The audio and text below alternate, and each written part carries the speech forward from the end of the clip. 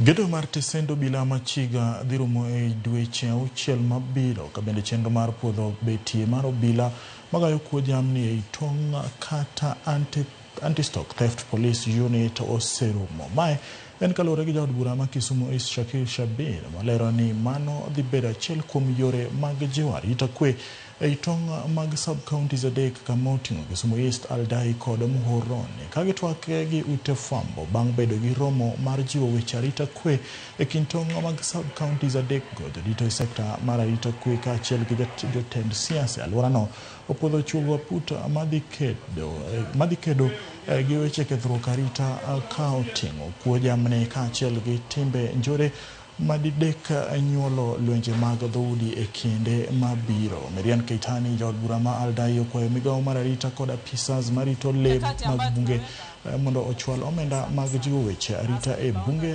mathothne jokuo dhok bedie. Kwa sababu hii shida imekuwa ya muda sana, kitambo sana, ikiendelea hivyo hii wizi wa ng'ombe. Kuna watu ambao wamekuwa na ukosefu ya ng'ombe kwa sababu ya wizi. The task force, which I think is going to start its work immediately, to come up with a border committee.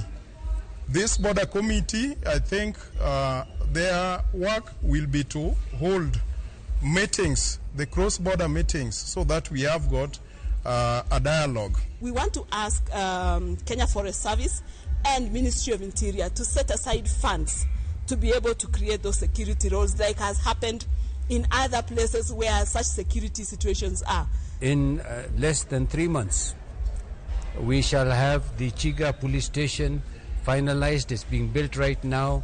One of the departments that we have planned for is the anti-stock theft unit.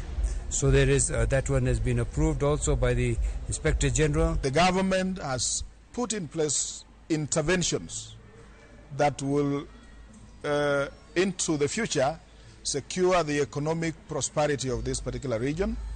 The participation of the people, as we have envisaged, will really be very, very important in this particular undertaking, and it will not be business as usual for those who have